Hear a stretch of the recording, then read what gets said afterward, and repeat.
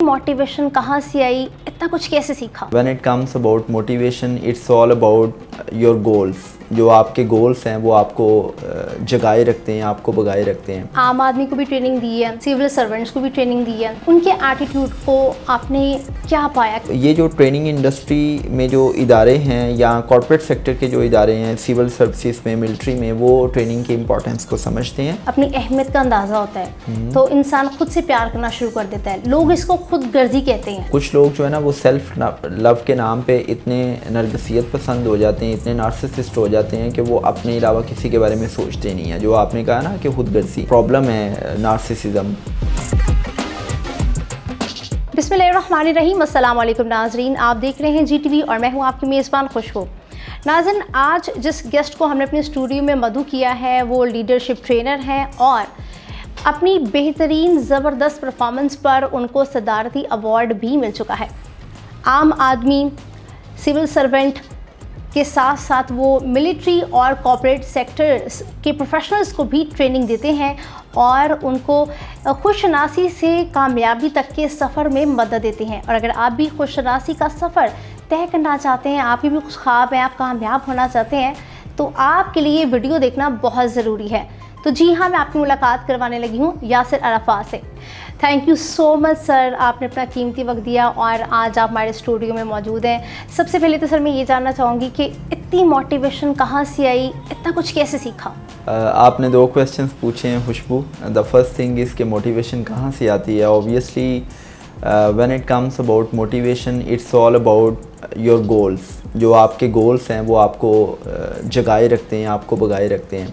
तो आई बिलीव के जो मोटिवेशन है ये आपके अंदर से आपको मिलती है और उसमें जो सबसे मेन फैक्टर है ना, इट्स ऑल अबाउट कि आपकी लाइफ कितनी पर्पसफुल है, आप अपनी ज़िंदगी को कितना बामकसद जीते हैं। और ये छोटी छोटी चीज़ें जो हैं वो आपके अंदर उम्मीद को, आपके अंदर ऑप्टिमिज़म को, आपके अंदर मोटिवेशन को जगाए रखती हैं। इन शॉर्ट आपको पॉजिटिव रहना बहुत ज़रूरी है। या और वो जो दूसरी आपने बात पूछी है कि इतना कुछ कहाँ से सीखते हैं, आई बिलीव के as a trainer I have to research up to the minute research on the areas जहाँ पे मैं जिन एरियाज़ पे मैं ट्रेनिंग्स करता हूँ। तो एक ट्रेनर में और जो ट्रेनीस हैं उनमें जो एक मेजर डिफरेंस है वो होता ही नॉलेज का है कि एक ट्रेनर का जो कॉग्निटिव लैंडस्केप है, उसकी जो इंटेलेक्चुअल फैकल्टीज़ हैं, उसकी जो इंटेलेक्चुअल एक्यूमेन है, उसकी जो कॉग्निटिव फैकल्टीज़ हैं वो इतनी स्ट्रॉन्ग होनी चाहिए कि उसके पास जो अपनी फील्ड का, अपनी नीश का जो अपडेटेड नॉलेज है वो हो। तो जब आपके पास अपडेटेड नॉलेज होगा तो फिर ही आप अपने ट्रेनीज़ को, अपने कोचेस को वो नॉलेज इम्पार्ट कर पाएंगे। सो दैट्स द रीज़न के इसमें जो ट्रेनिंग इंडस्ट्री है इसमें आपको बहुत रिसर्च करना पड़ता है, आपको किताबें पढ़नी पड़ती है, रिसर्च आर्टिकल्स पढ़ने पड़ते हैं। ठीक हो गया। अच्छा सर, ये मैं जानना चाहूँगी कि आपने कितने लोगों को ट्रेनिंग दी है अभी तक? अच्छा देखें खुशबू, टू बी वेरी ऑनेस्ट मेरे पास अभी कोई एग्जैक्ट नंबर नहीं है, बट आई थिंक के जो डायरेक्ट जिन लोगों को मैंने ट्रेनिंग दी है उनकी तादाद अब तो मेरे हाल से लाखों को क्रॉस कर चुकी है। और थ्रू माई सोशल्स, जो कि आप अपने सोशल्स पे जो कंटेंट डाल रहे हैं और उससे फिर बहुत से लोग सीख रहे होते हैं, तो उनकी तादाद फिर मिलियंस में है।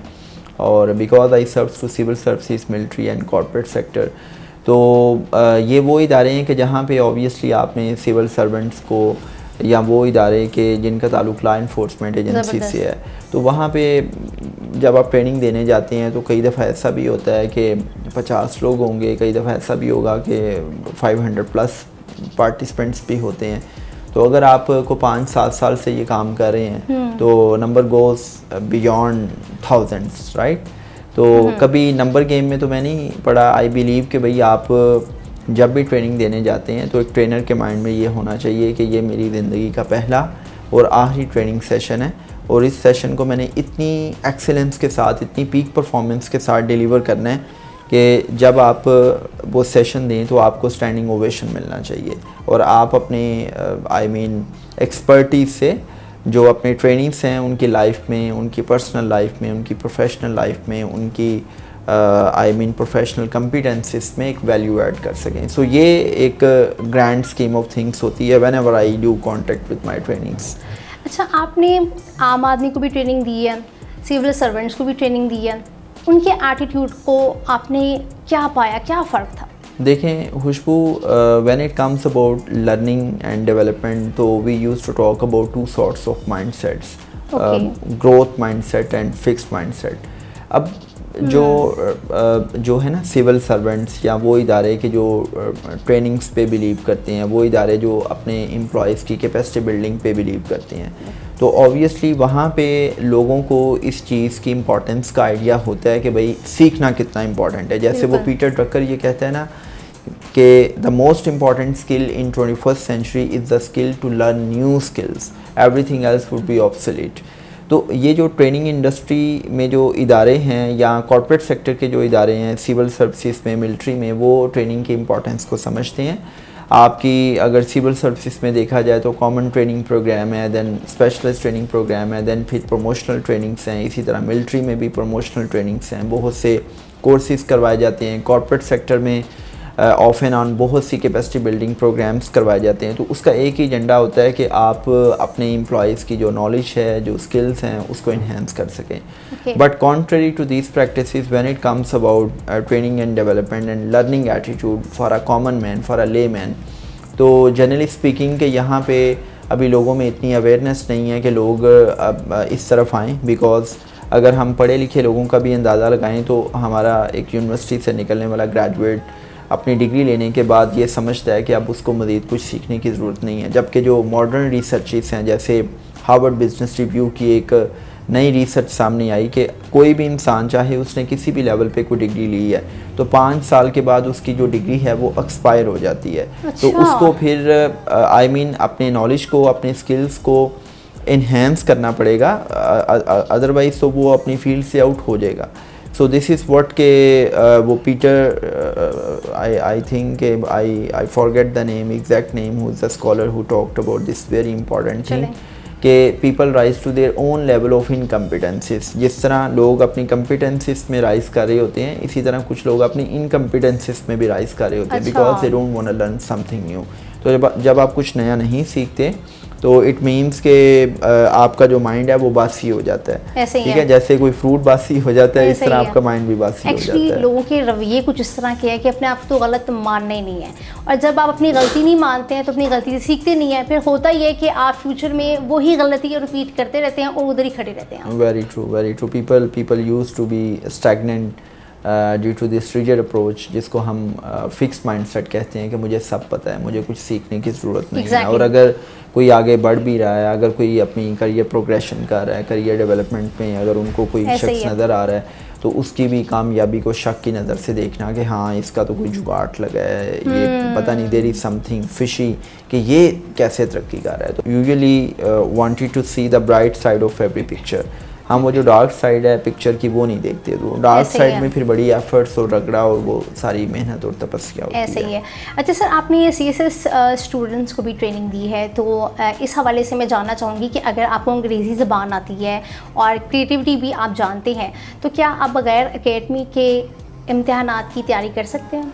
देखें खुशबू, फ़र्स्ट ऑफ़ ऑल तो ये है कि मैं जो CSS की तैयारी करने वाले स्टूडेंट्स हैं उनको मैं प्रिपरेशन करवाता हूँ उनकी पर्सनैलिटी ग्रूमिंग के रिलेटेड, पर्सनैलिटी डेवलपमेंट के रिलेटेड के when it comes about appearing in an interview, तो इंटरव्यू में उनको पावर ड्रेसिंग करनी है, कैसा लिबास पहनना है, उनकी कम्युनिकेशन स्किल्स कैसी होनी चाहिए, बॉडी लैंग्वेज कैसी होनी चाहिए, about personal grooming, personal hygiene, ये सारी की सारी मैं इन चीज़ों को डिफ़ाइन कर रहा होता हूँ। But when it comes about your question, you talked about the importance of English language and the creativity.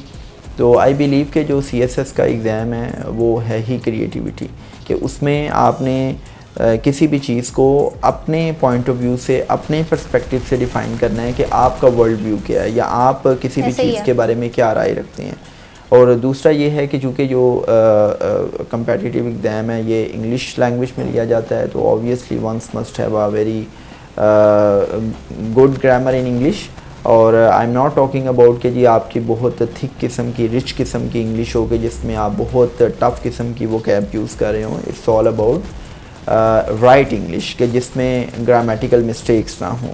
मतलब पाकिस्तान में हर साल लोग CSS क्वालिफाई करते हैं और वो भी हम जैसे इंसान हैं, कोई उनमें और हमें फ़र्क नहीं है। फ़र्क सिर्फ इस चीज़ का है कि वो स्मार्ट वर्क कर लेते हैं। ठीक हो गया। अच्छा सर, मैं ये जानना चाहूँगी कि ज़िंदगी में कामयाब होने के लिए खुदशनासी जो है कितनी ज़रूरी है। हम लोगों को जज करते हैं, दूसरों पर तवज्जो रखते हैं, लेकिन कभी अपने आप को पढ़ते ही नहीं हैं। खुद को कैसे पहचानें? खुद शनासी है, खुद को जानना, खुद को पहचानना, अपने बारे में आगाही, ये एक ना बड़ा थिक किस्म का सब्जेक्ट है और इस पे बहुत कुछ लिखा भी जाता है और इस बारे हर बंदे की अपनी अपनी एक डेफिनेशन है। तो आपने ना 2-3 क्वेश्चंस पूछ लिए हैं, तो आपके क्वेश्चन का जो पहला पॉइंट है ना कि ये कामयाबी के लिए कितनी इम्पॉर्टेंट है, तो मैं समझता हूँ कि अगर आपने एक मीनिंगफुल ज़िंदगी जीनी है, अगर आप एक बड़ी ही पुरएतमाद ज़िंदगी जीना चाहते हैं, तो ऑब्वियसली उस कॉन्फिडेंस के लिए you have to understand yourself कि आप क्या है ना, आपकी एग्जिस्टेंस क्यों मैटर करती है। ये जो है ना कि आपकी एग्जिस्टेंस क्यों मैटर करती है और आपके अंदर स्ट्रेंथ्स कौन सी हैं, आपकी वीकनेसेस क्या हैं, ग्रे एरियाज़ कौन सी हैं, आपके पेन पॉइंट्स क्या हैं, आपकी टॉप वरीज़ क्या हैं, आपकी विश लिस्ट क्या है, आप रिलेशनशिप्स के डोमेन में किन लोगों के साथ अटैच हैं, आपके इमोशनल हाईजैकर्स क्या हैं, आपकी लाइफ की वैल्यूज़ क्या हैं और आप कितने कैरेक्टरफुल इंसान हैं। तो ये सारी की सारी चीज़ें, ये जो क्वेश्चंस हैं, ये जब आप ख़ुद से पूछते हैं तो आप अपने बारे में आगाह होते हैं। एंड आई बिलीव कि जो इंसान का सेल्फ है उसके 4 से 5 ऑर्बिट्स हैं। आपका कॉग्निटिव ऑर्बिट है which defines your intellectual acumen, आपका फिजिकल ऑर्बिट है विच डिफाइंस के how you present yourself to others, like आपका लिबास कैसा है, आप की जो शक्ल व शुबाहत है वो कैसी है, फीचर्स कैसे हैं।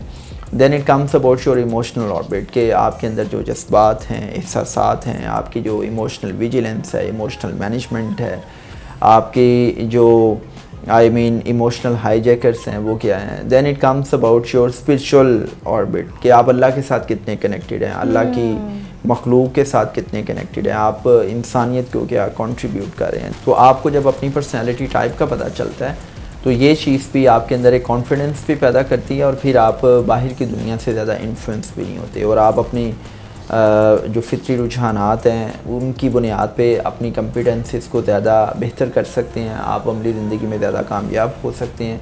फिर इस पर एक बड़ी अच्छी किताब है डोनाल्ड क्लिफ्टन की स्ट्रेंथ फाइंडर 2.0 और उसमें उसने शख्सियत की 34 किस्में बताई हैं कि भाई आप कम्युनिकेटर हैं, आप कमांडिंग हैं, आप कॉन्टेक्स्ट हैं, आप आई मीन कनेक्टर हैं, क्या हैं आप। तो आप जब अपने आप को उस कॉन्टेक्स्ट में भी देखते हैं कि मेरी पर्सनैलिटी टाइप कौन सी है, मेरी पर्सनैलिटी के मुताबिक मुझे कौन सा प्रोफेशन सूट करेगा, तो ये चीज़ भी आपके अंदर एक आगाही पैदा करती है। And the last which is and the last but least and the last but the most important point कि अगर किसी इंसान ने खुद को जानना है ना तो वो क्या करे कि कुरान को तर्जुमे से पढ़ ले।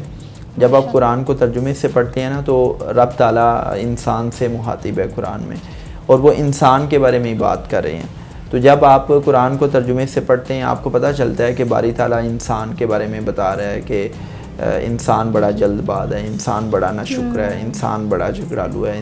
तो मतलब इंसान की डिफरेंट जो ट्रेट्स हैं वो भी बताई जा रही हैं, इंसान को ही डिस्कस किया जा रहा है। तो जब आप कुरान को तर्जुमे से पढ़ते हैं तो आपको इंसान का तारुफ मिलता है, आपको अपना तारुफ मिलता है, इंसान की कितनी अहमियत है अपनी ज़िंदगी में और आप जिस तरह का गुमान करते हैं आपको अल्लाह ताला वैसा ही नवाज़ता है। और ये सिर्फ एक दिन से आपकी ज़िंदगी बदलने वाली नहीं कि आहिस्ता आहिस्ता आप ग्रेजुअली जब इस पर मेहनत करते रहते हैं तो आप पर जिसे कहते हैं ना कि आश्कार होते रहते हैं। ये आपने बड़ी अच्छी बात की है कि जो खुद शनासी है इट्स नॉट लाइक कि जी एक बंदा एग्जैक्टली अभी बैठेगा तो वो अपने बारे में खुद शनास हो जाएगा। It's all about it's a journey कि आपको अपने बारे में ना रोज़ कुछ ना कुछ पता चलता है, लेकिन जो बेसिक्स हैं वो ये क्वेश्चंस करने से आपको पता चल जाता है। एग्जैक्टली अच्छा सर, मैं ये जानना चाहूँगी कि जब इंसान को अपनी अहमियत का अंदाज़ा होता है तो इंसान खुद से प्यार करना शुरू कर देता है। लोग इसको खुद गर्जी कहते हैं, तो क्या जो इंसान खुद से प्यार करता है वो खुद गर्ज होता है? बिल्कुल भी नहीं। सेल्फ़ लव जो है वो बड़ा इम्पॉर्टेंट है। अगर आप खुद से प्यार नहीं करते इसका मतलब है आप अपनी केयर नहीं करेंगे। But the thing which you are talking about there is a thin line between self love and narcissism, right. तो कुछ लोग जो है ना वो सेल्फ लव के नाम पे इतने नरगसियत पसंद हो जाते हैं, इतने नार्सिसिस्ट हो जाते हैं कि वो अपने अलावा किसी के बारे में सोचते नहीं है। जो आपने कहा ना कि खुदगर्जी, exactly. वो बेसिकली ये एक प्रॉब्लम है नार्सिसिज्म कि आपको अपने अलावा कोई दिखाई नहीं देता और आप सेल्फ प्रेस के उस लेवल पे चले जाते हैं कि जिसमें आप कहते हैं कि हर वक्त आपके इर्द गिर्द ऐसे लोगों का जो है ना एक टोला हो के जो आपकी तारीफ़ों के पुल बांधे, जो आपके कसीदे गाए और फिर आपकी डोपामिन डायलेशन इतनी उस लेवल पे चली जाती है कि जिसमें आप किसी की पॉजिटिव क्रिटिसिज्म को या किसी के नसीहत को भी कबूल करने को तैयार नहीं होते और इवन आपको किसी की कामयाबी, किसी की जो आई मीन अच्छाई है वो भी हज़म नहीं होती, आपको किसी दूसरे की तारीफ़ हज़म नहीं होती और आपको हर वक्त अटेंशन चाहिए लोगों की, आपको हर वक्त दूसरों की तारीफ़ चाहिए। तो वो सेल्फ़ लव नहीं होता, उसको हम नरगसियत पसंदी कहते हैं। सेल्फ़ लव ये है कि आप एक ऑर्गेनिक लाइफस्टाइल जिएं, आप अपने स्लीपिंग पैटर्न्स को, फूड चॉइसेस को, फिज़िकल एक्टिविटीज़ को इस तरह मैनेज करें कि आपकी जो मेंटल हेल्थ है, आपकी जो कॉग्निटिव हेल्थ है वो मेंटेन रहे। सर मुझे ये बताएं कि लम्हे मौजूद में रहना कामयाबी के लिए कितना ज़रूरी है? देखें खुशबू, हर चीज़ में ना हम जब कामयाबी को इन्वॉल्व कर देते हैं ना तो आई थिंक कि कामयाबी को अगर एक साइड पे भी रखें ना तो अगर आपने एक ब्लिसफुल, खुशगवार, शानदार ज़िंदगी जीनी है तो उसके लिए ना लम्हा मौजूद में रहना बहुत इंपॉर्टेंट है। एग्जैक्टली। बिकॉज अगर हम जनरली अपनी लाइफ को देखें तो हम माइंडलेस लाइफ जी रहे हैं। फॉर एग्जांपल हम खाना खा रहे हैं, हम मोबाइल फ़ोन यूज़ कर रहे हैं, हम नमाज़ पढ़ रहे हैं और हम नमाज भी माइंडलेसली पढ़ लेते हैं। हमारे सामने बेहतरीन अगर खाना पड़ा हुआ है और हम साथ क्रिकेट मैच देख रहे हैं, हम ड्राइव कर रहे हैं तो हम माइंडलेस ड्राइविंग कर रहे हैं, फोकस ही नहीं है, फोकस नहीं है, कंसंट्रेशन नहीं है। और फिर इसका एक पहलू ये भी है कि मोस्टली हम ज़माना हाल में नहीं रहते, या हम मादी में रहते हैं या हम मुस्तकबिल में रहते हैं। मादी में रहते जो लोग गलती करते हैं, यस, मादी में रह के वो स्ट्रेस में रहते हैं, मादी की तल्ख यादों को याद करना और फ्यूचर में ऐसी चीज़ों के बारे में सोचना कि जो अभी एग्जिस्ट नहीं करती और वो इतनी अनसर्टेनिटी है लेकिन उसके बावजूद आप फ्यूचर में रह के सोचते हैं। तो जो इंसान मादी में रह रहा है वो स्ट्रेस में रह रहा है, जो इंसान फ्यूचर में रह रहा है वो एंग्जाइटी में रह रहा है। तो लम्हा मौजूद में रहें, ज़िंदगी के एक एक पल को एंजॉय करें। चलिए सर, नेक्स्ट क्वेश्चन मैं आपसे ये करना चाह रही हूँ कि ज़िंदगी में बुरे वक्त और प्रेशर को कैसे हैंडल करना चाहिए? जब भी बुरा वक्त आए ना तो आपके अंदर एक तवक्कुल होता है, रब की ज़ात पे यकीन होता है। तो कुरान में है ना कि मैं किसी इंसान पे उतना ही बोझ डालता हूँ जितना वो बर्दाश्त कर सकता है। तो पहली चीज़ तो ये है कि कोई भी जो मुश्किल है ना वो हमें बहुत कुछ सिखाने आती है। तो आपका कीदा होना चाहिए। यस, कोई भी मुश्किल है ना तो आप उसकी कैलकुलेशंस कर लें रैशनैलिटी ऑफ थॉट के साथ कि आप इस मसले को ओवरकम करने के लिए क्या कर सकते हैं, आपके दायरा इख्तियार में क्या है, आपका एरिया ऑफ इन्फ्लुएंस क्या है। अगर आप कुछ कर सकते हैं तो करें, बजाय इसके कि रोते पीटते रहें, सोचते रहें। अगर आप कुछ नहीं कर सकते तो फिर आप सोचें कि इस मसले में कौन सा ऐसा शख्स है कि जो मुझे हेल्प आउट कर सकता है, आप उससे हेल्प ले लें। अगर आपके माइंड में कुछ नहीं समझ आ रहा कि कोई हेल्प करने वाला नहीं है तो फिर अल्लाह के सामने गिड़गिड़ाएं, सजदा करें और फिर उस पर छोड़ दें। चूँकि कुछ चीज़ें ऐसी हैं कि जो हमारे कंट्रोल में हैं और कुछ चीज़ें ऐसी हैं कि जो हमारे कंट्रोल में नहीं है। जो चीज़ हमारे एरिया ऑफ इन्फ्लुएंस में नहीं है उसके लिए अल्लाह से दुआ करें और उसको एक्सेप्ट कर लें। तो that's the best tool when it comes about to manage your daily life stress. अच्छा सर, जो पढ़े लिखे नौजवान हैं वो अपनी ड्रीम जॉब हासिल करना चाहते हैं तो किस तरह से वो अपने इस गोल को अचीव करें? देखें खुशबू, ड्रीम जॉब कोई चीज़ नहीं होती, ये सारी एक फैंटेसी वर्ल्ड है जो मीडिया इंडस्ट्री हमारे नौजवानों को दिखाती है कि जैसे ही आप 14 साल 16 साल तालीम हासिल करेंगे और आपको डिग्री मिलेगी, आपका एक होगा और फिर आपको 21 तोपों की इस्लामी के साथ वाइट कॉलर जॉब मिलेगी। अमली ज़िंदगी में ऐसा नहीं होता है, ऐसा सिर्फ मूवीज़ में होता है। तो अमली ज़िंदगी में आपने अगर अच्छी जॉब लेनी है तो अच्छी जॉब के लिए सबसे पहले आपको अपनी औकात बढ़ानी पड़ती है, आपको अपनी वर्थ बढ़ानी पड़ती है। और वर्थ का मतलब ये है कि आप जिस फील्ड में जॉब करना चाहते हैं उस फील्ड के रिलेटेड आपके पास रिक्वायर्ड नॉलेज भी हो और स्किल्स भी हों। अब प्रॉब्लम ये है कि यूनिवर्सिटी से जो निकलने वाले ग्रेजुएट्स हैं उनके पास डिग्री तो होती है लेकिन जो मार्केट में रिक्वायर्ड नॉलेज या स्किल्स हैं वो नहीं होती। इस गैप के साथ जब वो मार्केट जाते हैं उनको जॉब्स नहीं मिलती, फिर उनके अंदर एक सेंस ऑफ डेप्रिवेशन आता है कि हाँ यार जॉब्स नहीं मिल रही। तो आई बिलीव के जो ड्रीम जॉब्स है ना वो कुछ जॉब्स करके आपको जॉब्स मिलती हैं। सर यहीं पर नौजवान जो है ये क्वेश्चन अराइज करते हैं कि हमें किस चीज़ पर ज़्यादा मेहनत करनी चाहिए, एजुकेशन पर या स्किल्स पर? दोनों चीज़ों को साथ लेके चलें, ये दोनों चीज़ें पैरेलल हैं। देखें खुशबू, दुनिया की टॉप की यूनिवर्सिटीज़ में हम इन दोनों चीज़ों को सेग्रीगेट नहीं कर सकते। अगर आप सेग्रीगेट करेंगे तो नॉलेज एक ऐसी चीज़ है कि आप क्या पढ़ रहे हैं। आई मीन कि आपको पता चलता है कि किसी भी चीज़ के बारे में, किसी भी फील्ड के बारे में जो नॉलेज मैट्रिक्स है वो आपको उस फील्ड की टर्मिनोलॉजी से इंट्रोड्यूस करवाता है। जो स्किल है ना वो ये बताती है कि आपने उस नॉलेज को अप्लाई कैसे करना है और आपने रिक्वायर्ड रिजल्ट्स कैसे लेने हैं, क्योंकि अनफॉर्चुनेटली हमारे तालीमी इदारों में नहीं जो है वो पढ़ाया जा रहा, समझाया जा रहा। अच्छा सर, ये मुझे बताएं कि नौजवान जो है वो बड़े पैशनेट होते हैं, हम ये अचीव कर लें, वो फलाना ड्रीम जो है हासिल कर लें। क्या कामयाबी के लिए पैशन ही ज़रूरी होता है? पैशन के साथ साथ अकल भी बहुत ज़रूरी होती है। ओके, ठीक है, आई मीन और अकल के साथ मेहनत। हाँ देखें खुशबू, पैशन बहुत इंपॉर्टेंट चीज़ है। अगर किसी इंसान के अंदर पैशन ही नहीं है तो वो आई मीन कंफर्ट जोन में रहेगा, वो कुछ मेहनत ही नहीं करेगा। तो पैशन का होना बहुत ज़रूरी है। लेकिन कई दफ़ा ना बहुत से नौजवान अपने पैशन को गलत डायरेक्शन में लगा रहे होते हैं, उनकी ट्रेजेक्ट्री गलत होती है। तो अगर आपने अपने पैशन को गलत डायरेक्शन में लगा दिया है तो वो यूज़लेस है। हाँ, आप अपने पैशन को रैशनैलिटी ऑफ थॉट के साथ, अकल के साथ लगाएं तो फिर आपको उसके रिजल्ट्स भी मिलते हैं। अच्छा, बहुत सीरियस क्वेश्चन ये है कि आजकल की हमारी जो यूथ है वो मटीरियलिस्टिक हुई पड़ी है और कहते हैं जब बड़ी गाड़ी आएगी, बड़ा घर आएगा तब शादियाँ करेंगे। तो निकाह आजकल बहुत जो है वो मुश्किल होता जा रहा है, क्या कहेंगे? ये एक ऐसा क्वेश्चन है कि जिस पे ना घंटों बात की जा सकती है, लेकिन बड़ी सिंपल सी बात है खुशबू। पहली चीज़ तो ये है कि आपकी जो टीवी इंडस्ट्री है, आपके जो टीवी ड्रामे हैं, आपकी जो फैशन इंडस्ट्री है, आपकी जो मार्केट फोर्सेस हैं, वो सारी की सारी फोर्सेस आपके नौजवानों की माइंड मैपिंग इस अंदाज से कर रही हैं कि हर इंसान जो है वो पैसे की दौड़ में है। मार्केट फोर्सेस, फैशन इंडस्ट्री आपके माइंड्स को इस तरह कैप्चर किए हुए हैं कि पहले वो आपको पैसा कमाने के पीछे लगाते हैं और फिर आपको फैशन इंडस्ट्री, मार्केट फोर्सेस ये बताती हैं कि आपने उस पैसे को खर्च कैसे करना है, आपकी जो परचेजेबिलिटी है वो उन्होंने कैसे बढ़ानी है।